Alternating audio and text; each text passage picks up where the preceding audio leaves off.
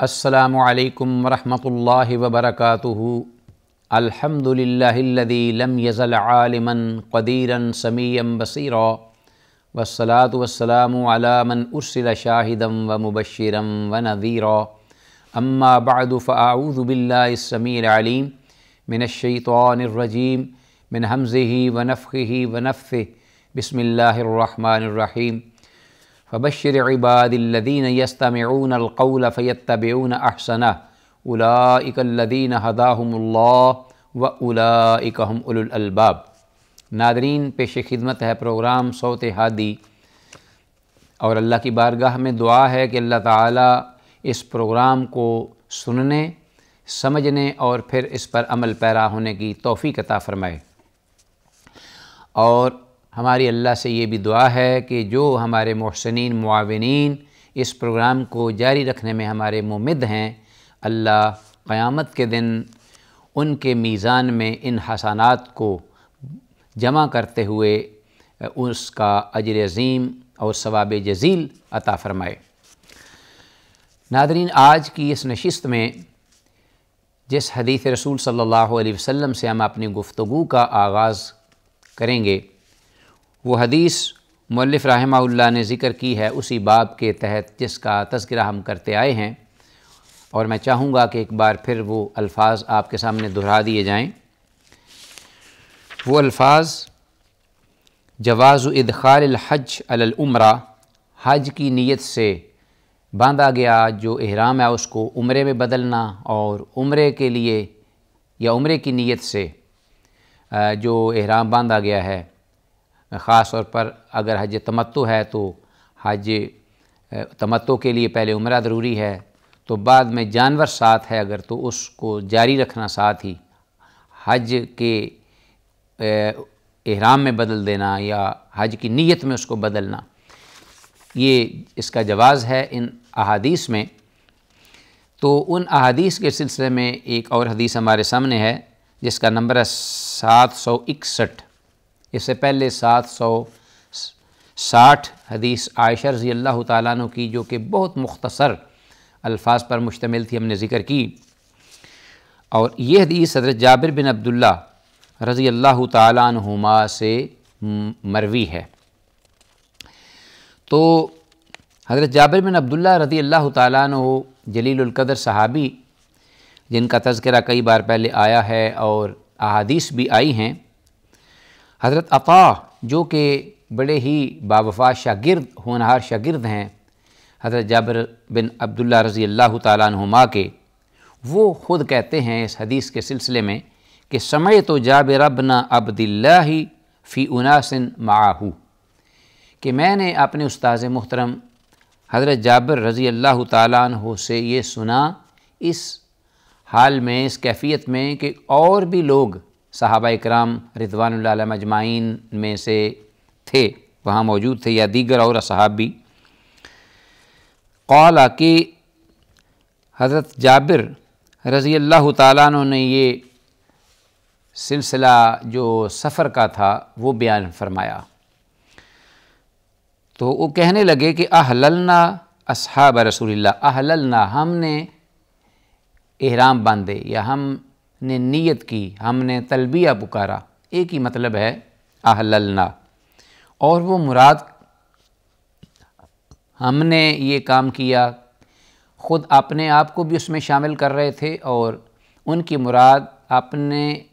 آپ کے علاوہ دیگر اصحاب رسول صلی اللہ علیہ وسلم سے تھی۔ احللنا، ہم نے احرام باندھا، مراد یعنی اصحاب رسول اللہ صلی اللہ علیہ وسلم خود بھی اور صحابہ اکرام رضوان اللہ علیہم اجمعین نے بھی رسول اللہ صلی اللہ علیہ وسلم کی مصاحبت میں، رفاقت میں احرام باندھا۔ فی الحج خالصا لیس معہ عمرہ،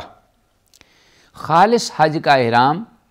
ایسا احرام کہ جس کے ساتھ عمرے کی نیت شامل نہیں تھی، عمرے کا ارادہ بالکل نہیں تھا، صرف اور صرف حج کا ہی ارادہ تھا۔ یہاں یہ حدیث میں حضرت جابر رضی اللہ تعالیٰ عنہ کے بالکل واضح الفاظ ہیں، اور غالباً جیسا کہ ہم نے پہلے تذکرہ کیا کہ حضرت جابر رضی اللہ تعالیٰ عنہ اور دیگر صحابہ نے رسول اللہ صلی اللہ علیہ وسلم کے ساتھ حج کا احرام اس لیے باندھا کہ عہد جاہلیت سے یہ روش تھی، چلی آ رہی تھی یا خیال تھا کہ حج کے مہینوں میں عمرے کا احرام باندھنا یہ گناہ کبیرہ ہے۔ تو صحابہ کرام رضوان اللہ علیہم اجمعین کو ابھی تک چونکہ نئی تعلیمات رسول اللہ صلی اللہ علیہ وسلم سے نہیں ملی تھیں، اس لیے انہوں نے اسی اپنی سابقہ جو روایات تھیں جاہلیت کی انہی پر ہی کاربند رہتے ہوئے حج کا احرام باندھا۔ قال عطا کہتے ہیں جو کہ حدیث کے راوی ہیں، حضرت جابر بن عبداللہ رضی اللہ تعالیٰ عنہما کے شاگرد، قال جابرن کے جابر رضی اللہ تعالیٰ عنہ یعنی میرے استاذ محترم نے یہ بات فرمائی، فقادم النبی صلی اللہ علیہ وسلم صبح رابعۃ مضت من ذی الحجہ، اللہ کے نبی صلی اللہ علیہ وسلم مدینہ سے جب چلے اور مکہ آپ کی تشریف آوری ہوئی تو اس دن ذی الحج کی 4 تاریخ تھی، 4 تاریخ کی صبح رابعۃ مضت من ذی الحجہ،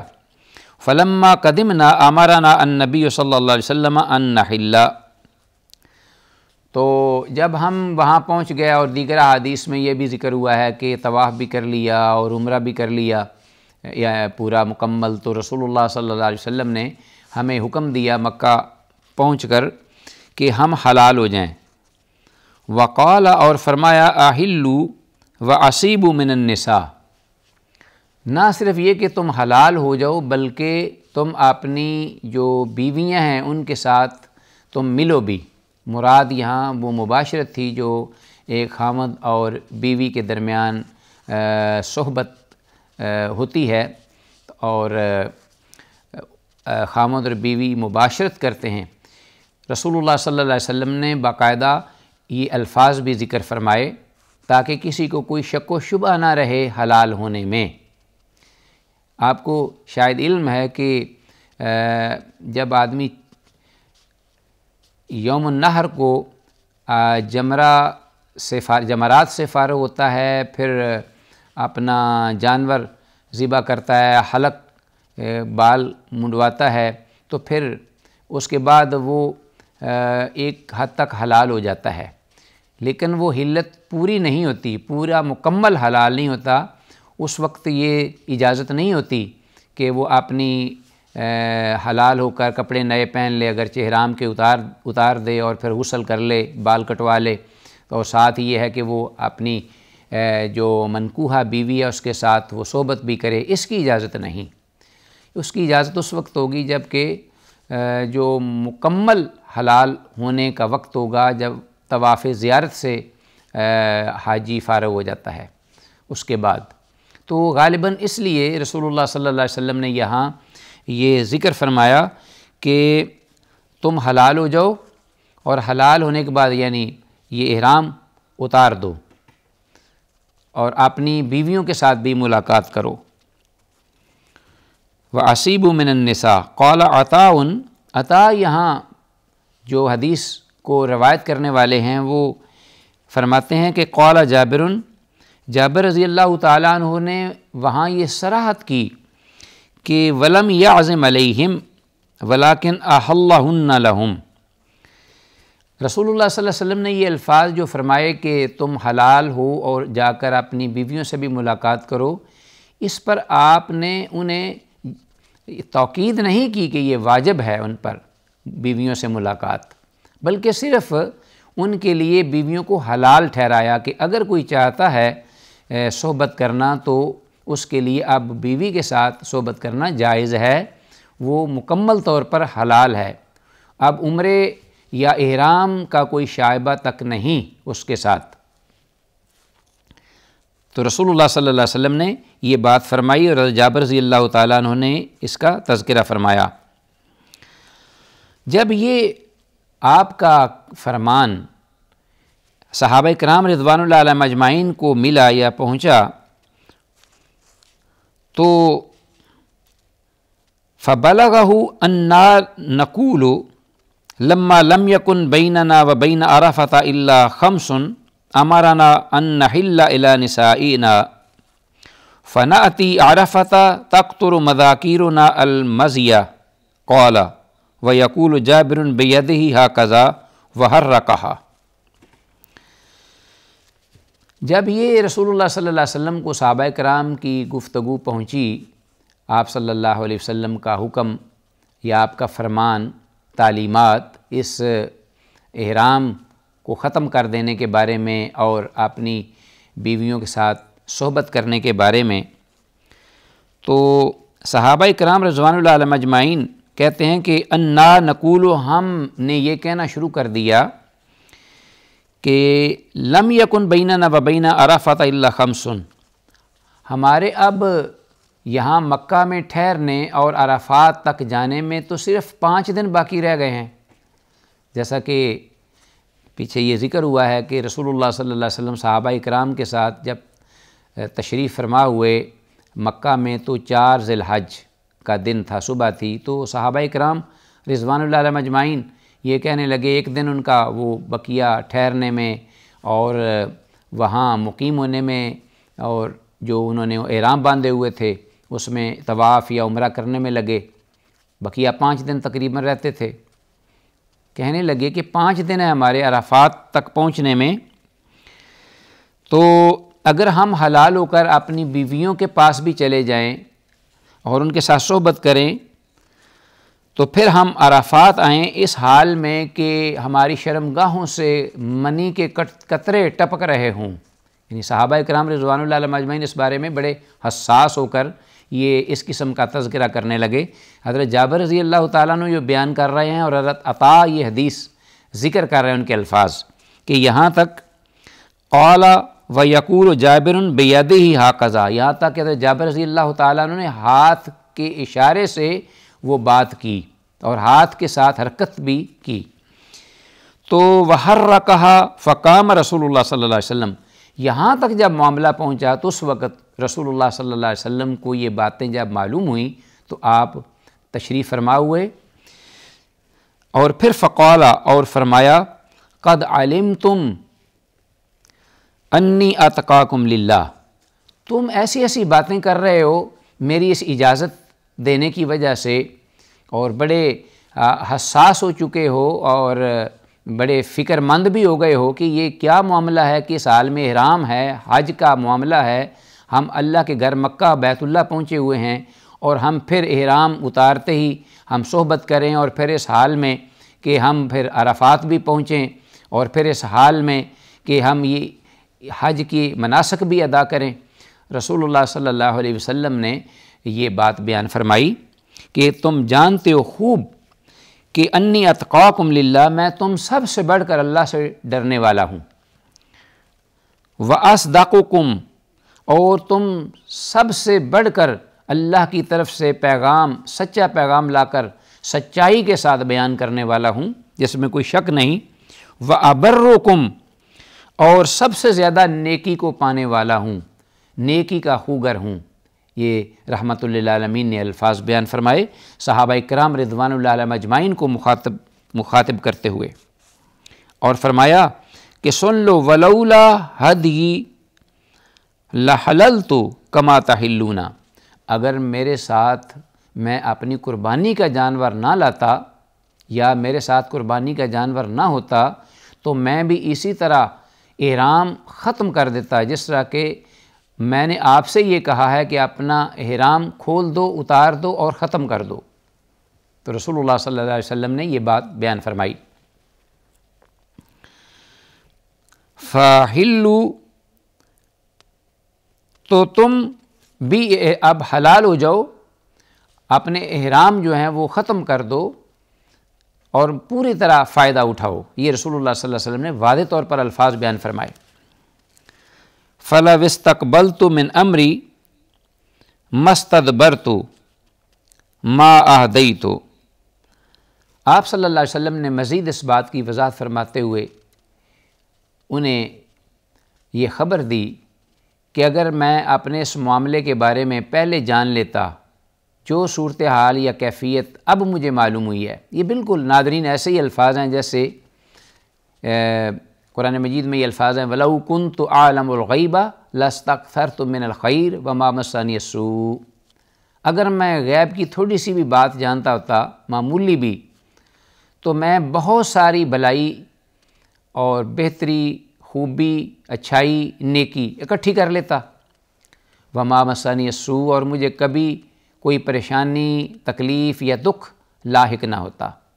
رسول اللہ صلی اللہ علیہ وسلم نے یہ بیان فرمائے الفاظ وَلَا وِسْتَقْبَلْتُ مِنْ أَمْرِي، آنے والے پیش آمدہ حالات کے بارے میں اگر مجھے پہلے علم ہوتا تو میں مَسْتَدْبَرْتُ مَا أَهْدَيْتُ، تو پھر میں اپنی قربانی بھی ساتھ لاتا، اور پھر قربانی لانے یعنی قربانی اپنی ساتھ نہ لاتا اور پھر آپ کے ساتھ حلال ہوتا۔ اسی طرح میں حج ادا کرتا جس طرح کہ تم اب کر رہے ہو۔ تو ناظرین، ان الفاظ سے ان لوگوں نے بھی دلیل لی ہے جو یہ کہتے ہیں کہ حج کی جو جملہ اقسام ہم نے ذکر کی تھی اس سے پہلے، حج مفرد، حج قران اور حج تمتع، تو ان تینوں میں سے اگر کوئی شخص حج تمتع ادا کرتا ہے تو وہ اس کے لیے افضل عمل ہے۔ اگر تینوں حج ادا کرنے کی انسان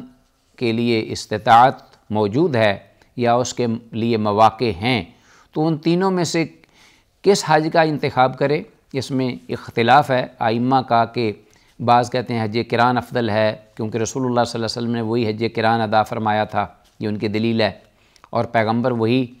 عمل کرتے ہیں جو افضل ہو۔ بعض جو ہیں وہ کہتے ہیں کہ حج تمتع افضل ہے، اور ان کی دلیل یہ ہے کہ رسول اللہ صلی اللہ علیہ وسلم نے یہ الفاظ جو فرمائے صحابہ کو کہ اگر مجھے پہلے علم ہوتا جو اب مجھے میرے پہ صورتحال واضح ہوئی ہے یا سامنے آئی ہے تو میں بھی تمہاری طرح حلال ہو جاتا اور قربانی کا جانور اپنے ساتھ نہ لاتا۔ تو بہرحال رسول اللہ صلی اللہ علیہ وسلم نے اس کے بعد فرمایا کہ یہ صورتحال صحابہ کی سن کر انہوں نے وضاحت فرما دی، فَحَلَلْنَا وَسَمِعْنَا وَأَطَعْنَا۔ تو اب حضرت جابر بن عبداللہ رضی اللہ تعالیٰ عنہما جو حدیث کے راوی ہیں وہ فرماتے ہیں، حضرت عطا جو ہیں وہ اس حدیث کو ذکر کرنے والے ہیں کہ حضرت جابر رضی اللہ تعالیٰ عنہ کہتے ہیں پھر ہم نے آپ کی یہ بات سن کر حلال ہوئے، ہم نے بالکل احرام فوراً اتار دیا، کپڑے الگ کر لیے، وَسَمِعْنَا، ہم نے سن لیا اور اطاعت کی۔ سَمِعْنَا وَأَطَعْنَا صحابہ اکرام کے الفاظ تھے۔